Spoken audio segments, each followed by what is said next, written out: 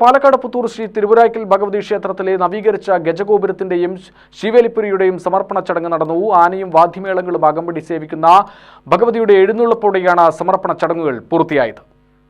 പാലക്കാട് ജില്ലയുടെ സാംസ്കാരിക പൈതൃകത്തിന്റെ പുതിയൊരു അടയാളമായി മാറുകയാണ് തിരുവരായ്ക്കൽ ക്ഷേത്രത്തിലെ ഗജഗോപുരം.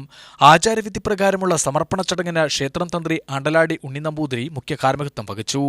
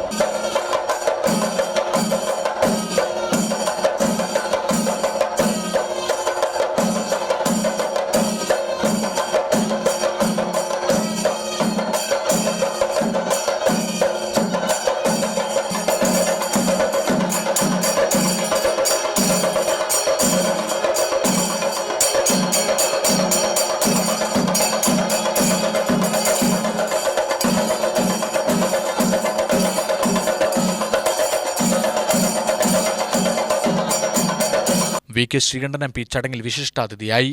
പരമ്പരാഗതമായ വാസ്തുശില്പത്തനിമ നിർത്തിക്കൊണ്ട് പൂർണ്ണമായും കൃഷ്ണശിലയിലും മരത്തിലും നിർമ്മിച്ച ഗജഗോപുരത്തിന്റെ മേൽക്കൂര ചെമ്പോല പൊതിഞ്ഞതുമാണ്. ജില്ലയിലെ തന്നെ ഏറ്റവും വലുതും ശില്പഭംഗിയുള്ളതുമായ ക്ഷേത്ര കവാടമാണ് ഈ ഗജഗോപുരം.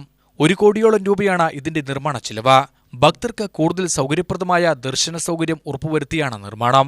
ആയിരക്കണക്കിന് ഭക്തർ ഒഴുകിയെത്തുന്ന പുത്തൂർ വേലയ്ക്ക് കൂടുതൽ ചിട്ടയായ സൗകര്യങ്ങളൊരുക്കാൻ വിസ്തൃതമായ ശിവേലിപ്പുര സജ്ജമാക്കുന്നതോടെ ഉത്സവ നടത്തിപ്പിലും വലിയ രീതിയിലുള്ള മാറ്റങ്ങളുണ്ടാവും. രാവിലെ മുതൽ കലശാഭിഷേകം, പ്രസാദൂട്ട്, വൈകിട്ട് ഭജൻസ്, അത്താഴപൂജ എന്നിവയും നടന്നു. ക്ഷേത്ര ഭരണസമിതി പ്രസിഡന്റ് സുരേന്ദ്രൻ, സെക്രട്ടറി വി.എ. ശ്രീകുമാർ, ഗജാൻജി ജീവനാഥൻ, ഭരണസമിതി അംഗം ഹരിഹരൻ എന്നിവരും ഭക്തജനങ്ങളും സമർപ്പണ ചടങ്ങിന് സാക്ഷ്യം വഹിച്ചു. UTV news, Palakkad.